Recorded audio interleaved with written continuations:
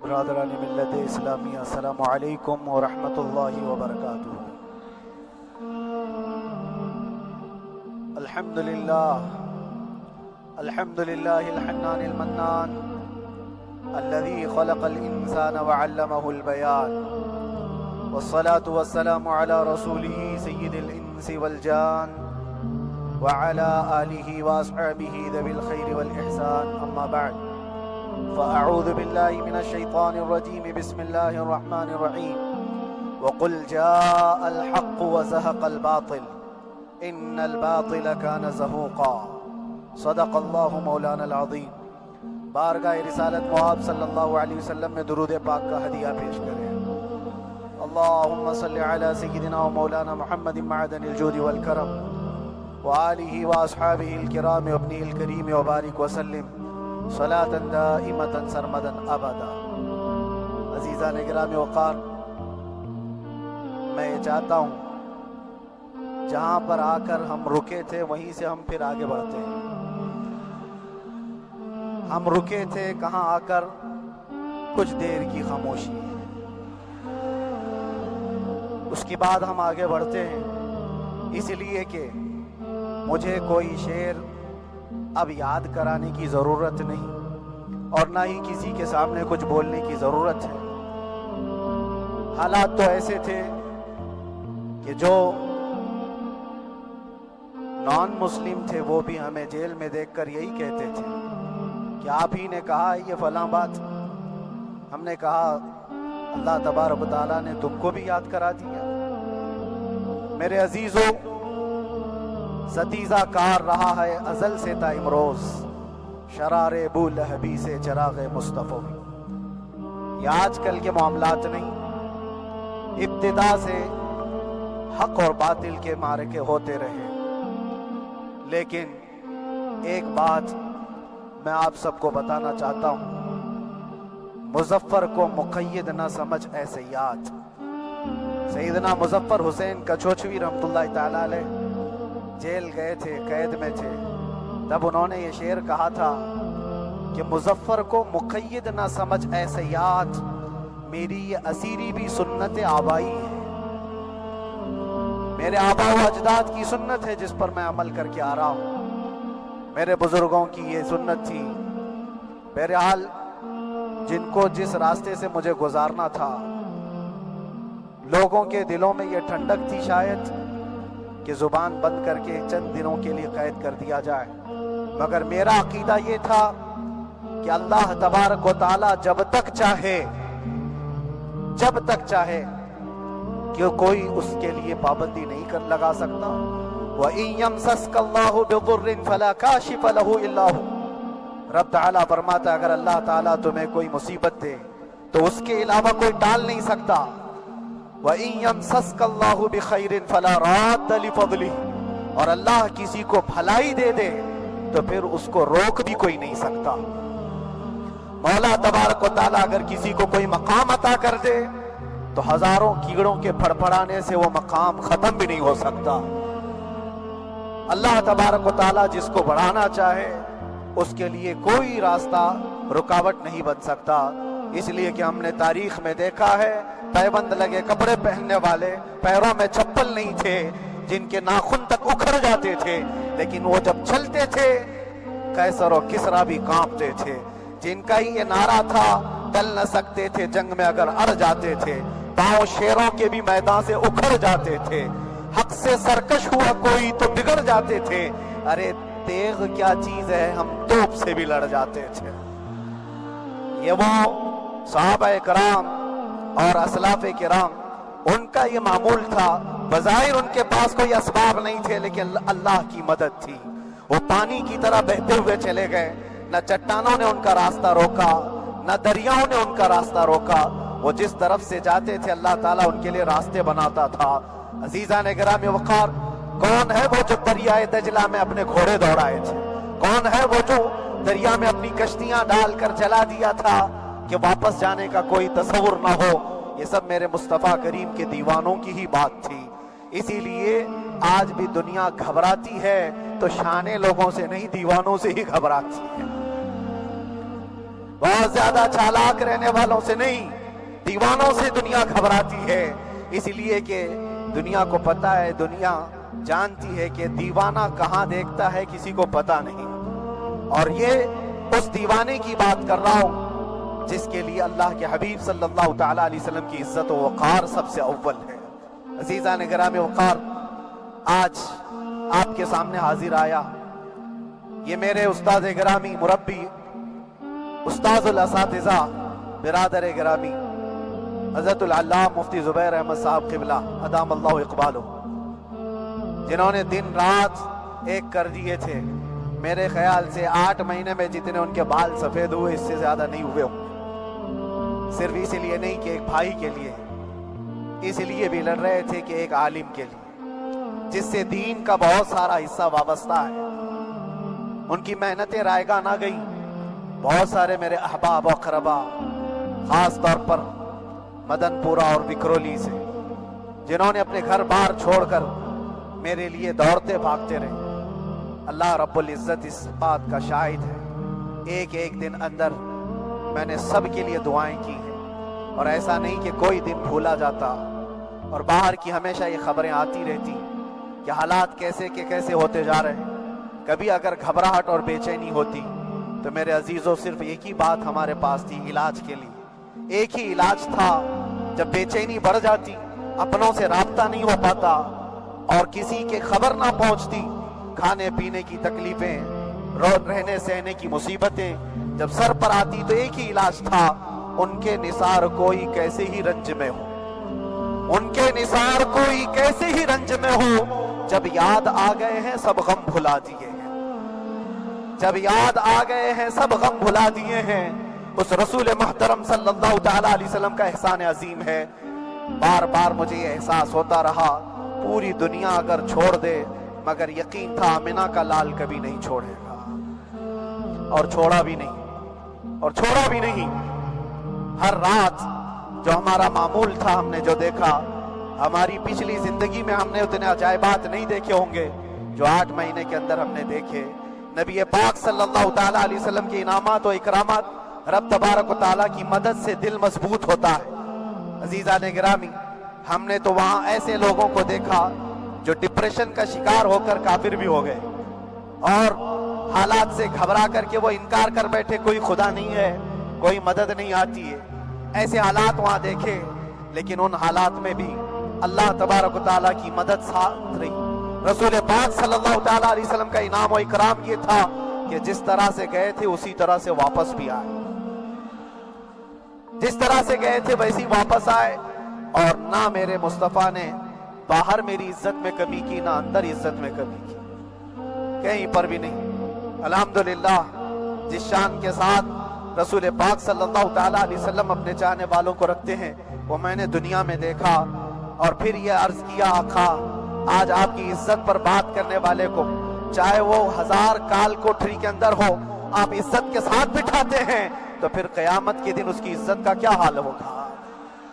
अर्श हक है मसनद रिफात रसूलुल्लाह की, देखनी है हश्र में इज्जत रसूलुल्लाह की।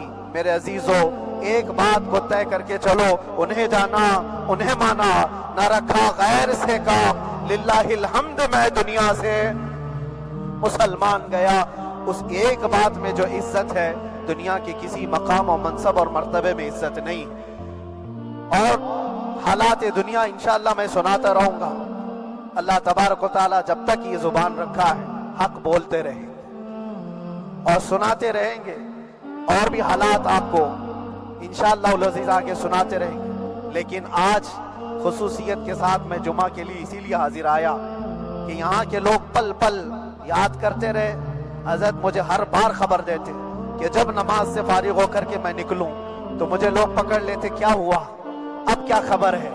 तो जिस कदर आपकी बेचैनी थी, बेकरारी थी, मेरे अजीजों, मुझे भी मिलने की बेचैनी और बेकरारी थी। लेकिन ये एक स्टेज था जिससे गुजारा गया है, एक मकाम था जिससे गुजारा गया। मैं तो एक निकम्मा आदमी, मैं तो एक कम पड़ा हुआ। लेकिन आपको बुजुर्गान दीन की अगर तारीख पता हो, इमाम आजम अबू हनीफा रज़ियल्लाहु ताला, जिनको नाहक जेल में रखा गया था, امام موسیٰ کاظم رضی اللہ تعالیٰ 7 سال تک قید میں رہے۔ یہ کون امام موسیٰ کاظم؟ جن کے دربار میں جانے کے لیے غوث اعظم عبد القادر جیلانی رضی اللہ تعالیٰ 4 کلومیٹر دور اپنی چپل اتار دیا کرتے تھے۔ امام موسیٰ کاظم کا وہ دربار ہے جن کو باب الحوائج کہا جاتا ہے۔ اس امام کو 7 سال تک بغیر کسی قصور کے قید میں رکھا گیا، اور حد تو یہ ہے کہ اسی قید خانے میں زہر دے کر کے آپ کو مارا گیا ہے۔ آپ کا جنازہ جیل سے نکلا تھا۔ امام احمد بن حنبل جن کو 5 لاکھ حدیثیں یاد ہیں نبی پاک صلی اللہ تعالیٰ علیہ وسلم کی، بغداد کے سر بازار آپ کو ننگی پیٹھ پر کوڑے مارے گئے۔ آپ کو اندازہ ہے بزرگان دین کی ایک لمبی فہرست ہے۔ جب میں وہاں گیا تھا تو ایک بزرگ کی بڑی یاد آئی، وہ تھے حضرت مجدد الفیسانی رضی اللہ تعالیٰ۔ اکبر جیسے ڈکٹیٹر کے سامنے، اس زمانے کے سب سے بڑے ڈکٹیٹر بادشاہ کے سامنے آپ نے حق بات کا اعلان کیا تھا۔ مجدد الفیسانی رحمت اللہ تعالیٰ علیہ نے فرمایا تھا کہ اسلام نام سے جو دین ہوگا وہ محمد عربی کا لایا ہوا ہی دین ہوگا، کسی اور بادشاہ کا بنایا ہوا نہیں ہوگا۔ اس بات پر آپ کو قید میں ڈالا گیا تھا، 8 سال تک قید میں رکھا گیا۔ 8 سال میں بادشاہ مر بھی گیا، بیٹا بادشاہ بنا، لیکن کسی نے آ کر جہانگیر کے سامنے یہ بات رکھی کہ آپ کے باپ نے جس مولانا کو قید میں ڈالا تھا گوالیار کی جیل میں، 8 سال میں جیل کا نقشہ بدلا ہوا ہے۔ تو بادشاہ نے پوچھا ہوا کیا ہے؟ کہا کہ اس مولانا نے 8 سال میں تقریباً 700 قیدیوں کو عالم بنا دیا ہے۔ درس حدیث، درس تفسیر، قرآن کا علم، نمازیں جماعتوں سے وہاں اس طرح ادا ہوتی ہیں جیسے لگتا ہے گنبد خضرا کی چھاؤں میں ہے۔ رب تبارک و تعالیٰ کا یہ احسان عظیم تھا۔ ان 8 مہینوں میں بحمدہ تعالیٰ میں نے اپنی لائف میں کبھی اتنی امامت نہیں کی تھی جتنی وہاں امامت کی ہے۔ اس لیے کہ پابندی نہیں ہو پاتی، جب جب امام رہا مسجد میں چھٹیاں ہوا کرتی تھی، ادھر ادھر آنا جانا، لیکن وہاں پر کبھی کسی نماز میں چھٹی نہیں ہوئی، اور امامت اللہ تبارک و تعالیٰ کو جہاں لینا ہے وہاں لیتا رہے۔ اور مجھے اس بات کا تھوڑا قلق تھا، 24 سال سے میں تراویح سنا رہا تھا، 24 سال، 24 تراویح ہو چکی تھی، رمضان المبارک کا 24 گزر چکے تھے، 25واں سال تھا، ظالموں نے مجھے رمضان سے پہلے اندر کر دیا۔ بار بار یہ خواہش ہوتی تھی کہ میری تراویح چھوٹنے نہ پائے، 25ویں تراویح ہے، 25ویں محراب ہے، لیکن رب تبارک و تعالیٰ کا احسان، اندر موجود سارے مسلمانوں نے یہ مطالبہ کیا کہ ہم یہاں جماعت سے تراویح قائم کریں گے، اور اب تک لوگ الم تری کیف والی تراویح کبھی کبھار پڑھ لیا کرتے ہیں، لیکن سارے لوگوں نے مل کر کے یہ اتفاقاً کہا کہ ہم پورا قرآن آپ سے سننا چاہتے ہیں۔ کیسے کیسے قیدی تھے، کیسے کیسے کرائم والے تھے۔ میں نے کہا آج میں 1 دن پڑھاتا ہوں، 1 پارہ پڑھوں گا، آپ کو اگر لگے تو بتا دینا، بھاری پڑ جائے، کیونکہ لوگ سارے کرمنل ہیں اور کئی طرح کے جرائم کیے ہوئے لوگ، نماز دین سے کہاں زیادہ رشتہ، کہاں ہو سکتا ہے یہ گھبرا کر بھاگ جائیں۔ 1 دن پڑھاؤں گا، اگر آپ کو لگے تو بول دینا، نہیں تو کل سے الم تری۔ پہلے دن تراویح پڑھا ہے، دوسرے دن سارے لوگوں نے کہا آپ نے 1 پارہ پڑھایا ہے، سحری تک بھی پڑھائیں گے تو انشاءاللہ کھڑے رہیں گے۔ یہ جو استقامت، یہ ساری چیزیں دلوں کا جمع ہونا اور ہماری طرف دلوں کو پھیر دینا بغیر اللہ کی مدد کے نہیں ہوتا، رسول پاک صلی اللہ تعالیٰ علیہ وسلم کے کرم و احسان کے بغیر نہیں ہوتا۔ وہ تراویح بھی پڑھتے رہے، تفسیر قرآن بھی سنتے رہے اور قرآن کی تعلیم بھی لیتے رہے۔ پھر مجھے اندازہ یہ ہوا کہ رب تبارک و تعالیٰ کی منشا یہ تھی کہ ہماری تراویح کی محراب کی سلور جبلی جیل کے اندر ہو جائے۔ مجھے اس بات کا کوئی قلق نہیں رہا کہ میری کوئی چیز چھوٹ گئی ہے۔ ہاں، عید، بقرعید، محرم، یہ تمام چیزیں لوگوں کی یاد تو رہتی، رشتہ دار، احباب، اقربا کی یاد، لیکن اللہ کی مرضی، میرا رب تبارک و تعالیٰ جو پسند کرے اس میں ہم راضی۔ اگر مولا یہ چاہتا ہے کہ میں تنہا پڑھوں تو اس کی رضا میں ہم راضی، اگر وہ چاہتا ہے کہ مجمع ہزاروں میں ہم نماز ادا کریں تو اس کی مرضی پر ہم قائم ہیں۔ عزیزان گرامی وقار، صبر و سکون کے ساتھ جو حالات گزرے، اس میں سب سے بڑا کردار آپ سب کی دعاؤں کا ہے، سب کی دعاؤں کا۔ مشائخ، سارے پیران اعظام، تمام سلاسل کے اور ہر مسجد کے امام اپنے محراب اور منبر سے جو دعا کرتے رہے، یہ سارا ذخیرہ میرے لیے اتنا بڑا ہے جس کو میں بیان نہیں کر سکتا۔ ہر ایک کی جانب سے دعائیں، عورتوں بچوں کی طرف سے منتیں، روزے، نہ جانے کیا کیا کر لیا۔ پھر مجھے اندازہ ہوا کہ صرف اپنے آرام اور اپنے راحت کے لیے پھڑپھڑانے سے کچھ نہیں ہوگا۔ رب تبارک و تعالیٰ یہ چاہتا ہے کہ پوری امت مل کر کے اس فقیر کے لیے دعا کرے، اور اللہ تعالیٰ کو جب تک منظور تھا تمہاری دعائیں ہوتی رہی۔ بعض لوگوں کو یہ خیال بھی آیا، کچھ میرے احبا اقربا رشتہ داروں نے بھی کہا اتنی ساری دعائیں ہوئی، اتنی ساری دعائیں ہوئی، قبول کیوں نہیں ہوتی؟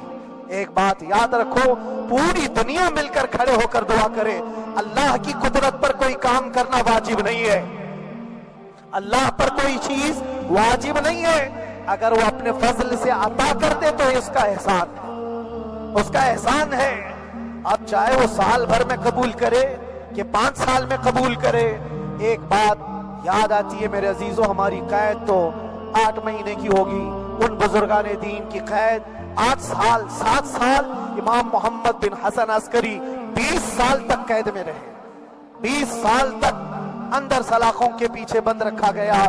یہ اہل بیت اطہار ہیں، ائمہ اعظام ہیں، ان کی تکلیفیں دیکھ کر پھر ہماری تکلیف چھوٹی لگتی، اور پھر نبی پاک صلی اللہ تعالی علیہ وسلم کی یاد آتی۔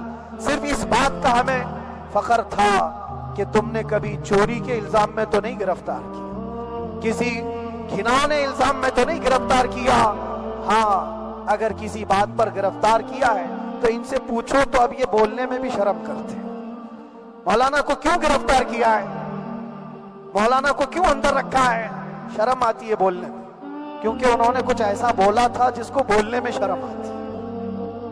کیا بولا تھا میرے عزیزوں؟ یہ ایک الگ کہانی ہے، ابھی میں اس پر کچھ گفتگو نہیں کرتا، اس لیے کہ ہر ایک کو یاد ہو چکی ہے، ہر ایک کو یاد ہے۔ میں اس کہانی کی طرف نہیں جاتا، لیکن اتنا مجھے آج اس ملک میں رہتے ہوئے احساس ہے کہ ابھی بھی انصاف ختم نہیں ہوا ہے۔ انصاف پوری طرح ختم ہو جائے تو اللہ کا عذاب آ جائے گا، اللہ کا عذاب آ جائے گا۔ چند لوگ ناانصافی کر سکتے ہیں، لیکن پوری کی پورے روئے زمین پر رہنے والے انسان ناانصافی کرے، ایسا نہیں ہوتا۔ ہمارے حق میں سپریم کی طرف سے جو انصاف آیا ہے، ہمارے دل میں اس قدر جگہ ہے آج، اور اس قدر احساس ہے کہ ہمیں یہ اندازہ آج بھی ہوتا ہے کہ چاہے کچھ بھی ہو جائے لیکن انصاف پوری طرح سے مر نہیں سکتا، انصاف پوری طرح سے مر نہیں سکتا۔ یہ ہمارا ملک عزیز ہندوستان کسی خاص آدمی کے ٹھیکیداری میں نہیں ہے، سبھی کا خون شامل ہے یہاں کی مٹی، کسی کے باپ کا ہندوستان تھوڑی ہے، ہمارا بھی ہے، آپ کا بھی ہے، سب کا بھی ہے۔ اور میرے عزیزو پتہ نہیں، یہ بھی شاید راحت اندوری صاحب کا شعر ہے، اور اس سے پہلے بھی کچھ بولا تھا، وہ بھی ان کا ہی تھا، تو ڈینجر ہی ہوا کرتا ہے۔ اللہ تبارک و تعالیٰ آپ سب پر فضل فرمائے، کرم فرمائے۔ جو چیز خاص طور پر بولنی ہے وہ یہ ہے، ان حالات سے آج جو گھبرائے ہوئے ہیں یہ وہ لوگ ہیں جو عیش پرست ہیں۔ میں کسی کو خاص ٹارگٹ کر کے نہیں کہنا چاہتا، لیکن بہت سارے وہ لوگ جو اثر و رسوخ رکھتے ہیں لیکن وہ آگے آنا نہیں چاہتے۔ دین اسلام پر حملے ہوں، حضور پاک کی عزت پر حملہ ہو، کسی کو بولنا نہیں، کیونکہ پتہ ہے دیکھو اس مولانا کو کس طرح کی ہے، اسی طرح دوسروں کو بھی کر دیا جائے۔ جو کمفرٹ زون میں بیٹھنے کے عادی ہو گئے وہ اپنا ایریا چھوڑ کر ہٹنا نہیں چاہتے۔ اگر میں کچھ کہوں گا حضور پاک صلی اللہ تعالیٰ علیہ وسلم کی ناموس کے لیے تو میرا عیش خطرے میں آ جائے گا۔ اکثر کی یہی سوچ ہے، میرا تو اپنا دھندا ہے، میرا بزنس ہے، میرے بیوی بچے ہیں، ہو سکتا ہے مولانا کو کسی چیز کی فکر نہیں ہوگی۔ آپ کو میں بتاؤں، آپ کو اندازہ نہیں ہمارے دل میں ہمارے بچوں کی کتنی محبت ہے۔ میرے بھی چھوٹے سے بچے ہیں، جب وہ جیل کی سلاخوں کے سامنے آ کر آنسو بہاتے تھے تو دل پر چھریاں چلتی تھی. وہ بچے جو ہمیشہ ہمارے سینے پر سوتے رہے آج میں ان کو چھو بھی نہیں سکتا. جب وہ سلاخوں کے پیچھے کھڑے ہو کر دور سے رو کر کے چلے جاتے 15 منٹ، تو کیا ہمارے دل میں بچوں کی محبت نہیں؟ کیا ہمارے گھر بار نہیں، ہماری بہنیں، ہمارے بھائی، ہماری ماں نہیں؟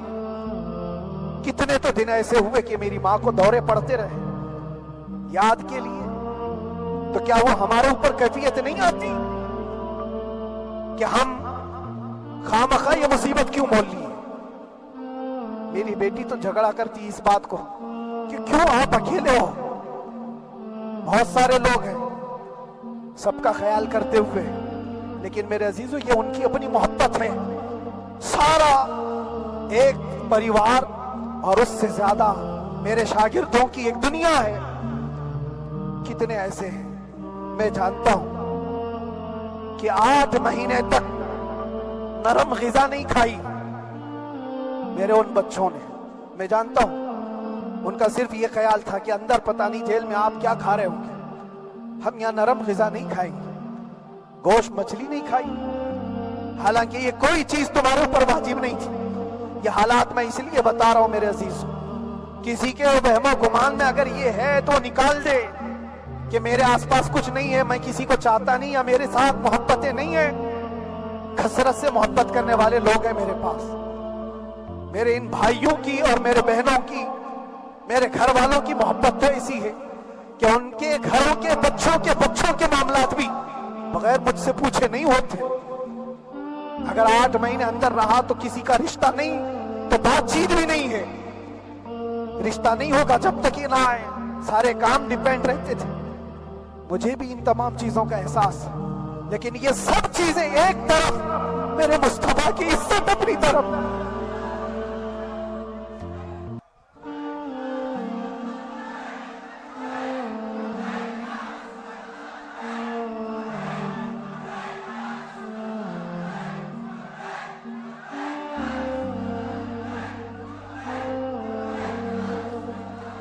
میرے عزیزوں،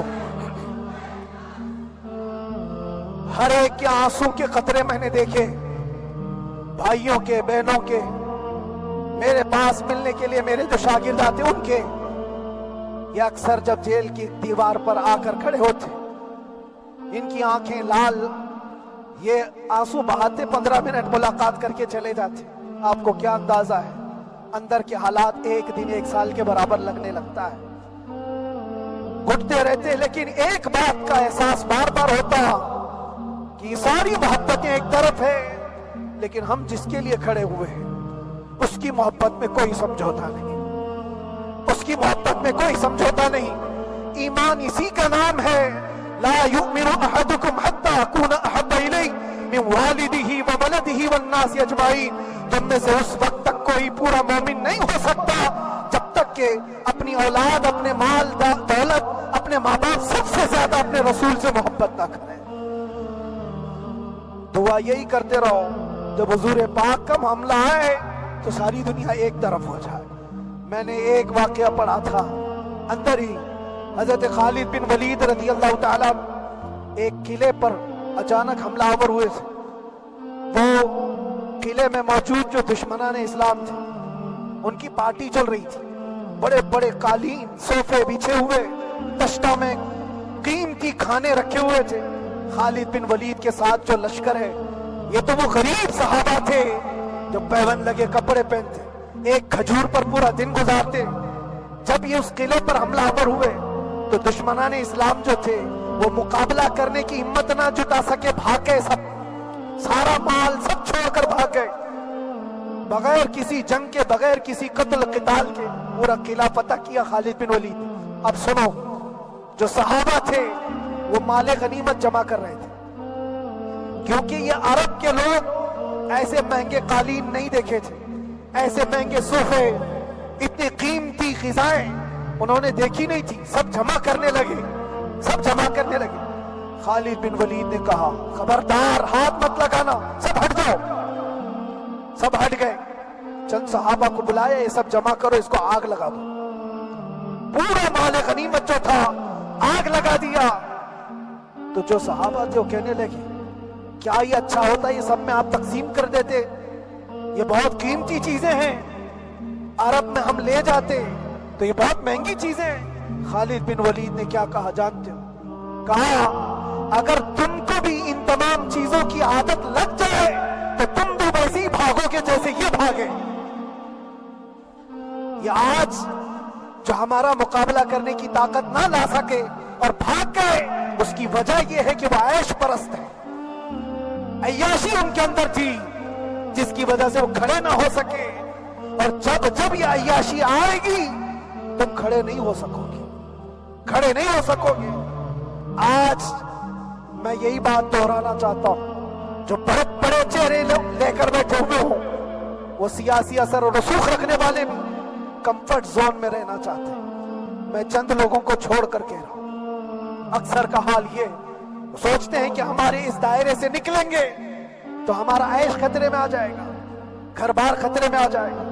یہ دنیا کی محبت انسان کو بزدل بناتی ہے، بزدل بناتی ہے۔ اس لیے میرے عزیزو، آپ جب کبھی یہ بات آئے، ایک طرف میرا پورا خاندان، ایک طرف میرے عیش کی زندگی اور ایک طرف رسول پاک کی عزت کا معاملہ، تو آپ مجھے بتاؤ آپ کس بات کا فیصلہ لیں گے؟ اسی بات کا فیصلہ لینا ہوگا نبی پاک صلی اللہ تعالی علیہ وسلم کی عزت کی خاطر تمہیں اس بات کا فیصلہ لینا ہوگا۔ اپنا سب کچھ گنبد خضرا کل بھی تھا آپ، میرے نبی سے میرا رشتہ کل بھی تھا آپ، اور بتلا دو گستاخ نبی کو غیرت سنی زندہ ہے، ان پہ مر مٹنے کا جذبہ کل بھی تھا آپ۔ بس یہ جذبہ باقی رہے۔ ہم کسی کو لڑنے کے لیے، مرنے کے لیے، مارنے کے لیے میدانوں میں اتارنے کی بات نہیں کرتے۔ میں اکثر اپنی تقریروں میں کہا کرتا ہوں، یا آپ سے پہلے بھی کیا، اگرچہ میری تقریروں کو ڈائیورٹ کیا جاتا ہے، آج بھی بہت لوگ ہوں گے، بلکہ آج مدن پورہ کا یہ پہلا جمعہ ہے، مجھے اندازہ ہے پورا ہندوستان نہیں باہر بھی سب کی نظریں اس پار ہیں کہ آنے کے بعد یہ کیا بولتا ہے، آنے کے بعد یہ کیا بولتا ہے۔ سب اسی انتظار میں ہیں۔ میں سب کو ایک ہی میسج دوں گا، آنے کے بعد وہی بولے گا جو پہلے بولتا تھا۔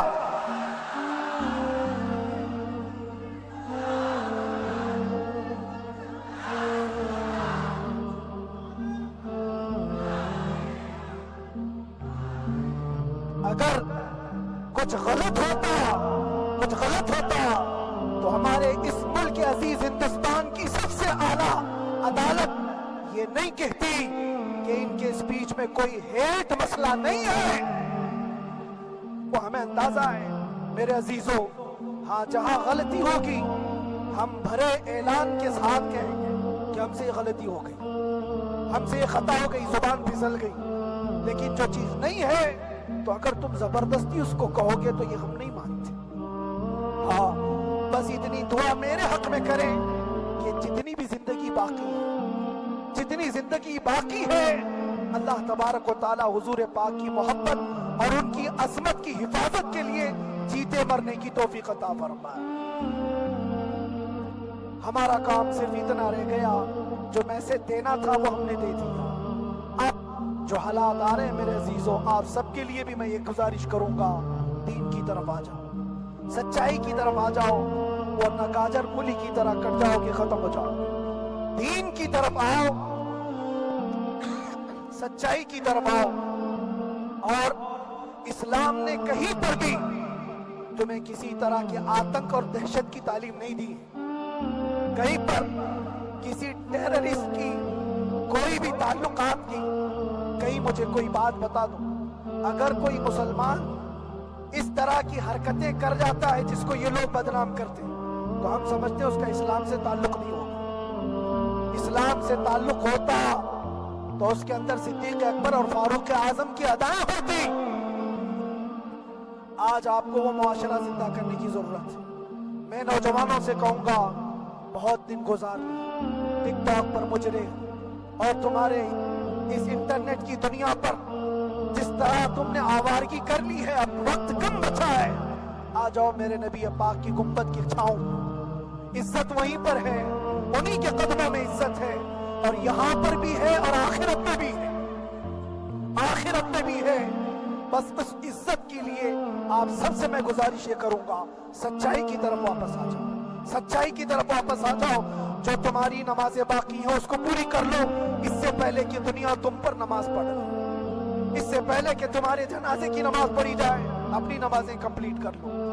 اور علماء ذوی الاحترام کا ادب و احترام اپنے اندر رکھو. صرف اس بات کے لیے آپ کو میں احساس دلانا چاہتا ہوں کہ مجھے جس راستے سے گزارا گیا، جتنے دن قید و بند کی صحبتیں گزاری گئی، یہ صرف یہ میسج دینا تھا کہ پھر اس مولانا کا یہ ہو سکتا ہے تو چھوٹے چھوٹوں کی کیا کر دیں گے. ایسا اگرچہ آ جائے موقع تب بھی گھبرانے کی ضرورت ہے. آپ کو پتا ہے اس ملک عزیز ہندوستان کی آزادی میں 30,000 علماء کو پھانسیوں پر لٹکایا گیا. انگریزوں نے 30,000 علماء کو کشمیر سے لے کر دلی تک ہر درخت پر ایک عالم کی لاش لٹکتی تھی. انہوں نے قربانیاں دی ہیں، قربانیاں بزرگان دین کے علماء ذوی الاحترام کی ہوئی ہیں. یہ اور بات ہے کہ اس جنریشن نے آج ہم کو دیکھا تو ان کو بہت بڑا لگتا ہے. ان کو بہت بڑی بات نہیں تھی، بہت بڑی بات نہیں تھی. اس پروسیس سے بہت سارے علماء کو گزارا گیا ہے. سرکار مجاہد ملت رحمت اللہ تعالی علیہ ایمرجنسی کے زمانے میں 18 مہینے تک قید میں گزارے. 18 مہینے تک ایمرجنسی، وہ بھی ڈکٹیٹر کا زمانہ تھا. اس زمانے میں بھی آپ اندر رہے، لیکن باہر آنے کے بعد نہ آپ کے مشن میں کوئی کمی آئی، نہ آپ کی زبان میں کوئی لکنت آئی. اللہ حوالے جو ہے وہ اللہ کی رضا کی طرف اور رسول پاک کی رضا کی طرف ہوتے ہیں. ہم سب بھی اس مشن کو آج یہاں سے زندہ کرتے ہیں. جہاں سے ہم چھوڑے تھے وہیں سے آگے بڑھتے، جہاں سے ہم چھوڑے تھے وہیں سے ہم آگے بڑھتے ہیں. کسی کو اگر کچھ برا لگتا ہے تو وہ اس کے سمجھ کا قصور ہے، اس کے فہم کا قصور ہے. ہم نے کسی کو ٹارگٹ کر کے کبھی کہا نہیں، بلکہ یہ تو کامن بات ہے، ایک تو کامن کہی جانے والی بات ہے. فخر سے اگر کوئی آدمی اپنے گھر میں کہے کیا بات ہے مولانا آج صبح سے تمہارے گھر میں کچھ ہلچل نہیں ہے، کچھ ہلچل نہیں ہے. ہو سکتا ہے تمہارے گھر میں کوئی نہ ہو، تم اکیلے بیٹھے ہو، بیوی کہیں گئی ہے، ماں کہیں گئی ہے، گھر میں کوئی بنانے والا نہیں ہو، گھر میں خاموشی ہے، تو تم اگر اس کو جواب دے دو کہ کچھ دیر کی خاموشی ہے، شام میں آ جائے گی، کچھ دیر کی خاموشی ہے، شام میں آ جائے گی، تو کیا گناہ کیا، کیا گناہ کیا؟ اس کے حالات پر وہ بول رہا ہے، اس کے گھر میں خاموشی ہے اسی لیے بول رہا ہے. ہم نے بھی اسی لیے کہا کچھ دیر کی خاموشی، اسی لیے کہ ہم جانتے ہیں اسلام وہ نہیں ہے جو یہاں دکھ رہا ہے آج. اسلام تو وہ تھا جو صدیق اکبر کے زمانے کا، اسلام تو وہ تھا جو فاروق اعظم کا تھا، اسلام تو وہ تھا جو عثمان غنی اور حیدر کرار کا تھا. تو وہ جو ہلچل تھی وہ خاموش ہے. صلاح الدین ایوبی کا دور تھا، وہ اسلام کی ہلچل تھی. تو میرا گھر آج خاموش ہے، اس لیے تو میں پکار کر کے رہا ہوں کچھ دیر کی خاموشی ہے. اور ہمیں اپنے رب سے یقین ہے یہ خاموشی ایک شام ٹوٹے گی، کوئی صلاح الدین آئے گا. اور اللہ تبارک و تعالی ہم سب کے اس عزم اور حوصلے کو زندہ رکھے اور آپ سب کی محبتوں کو سدا سلامت رکھے اور میرے آقا صلی اللہ تعالی علیہ وسلم کے قدموں پر مٹنے کی ہمیں توفیق عطا فرمائے. وآخر دعوانا الحمدللہ رب العالمین. لبیک یا رسول اللہ.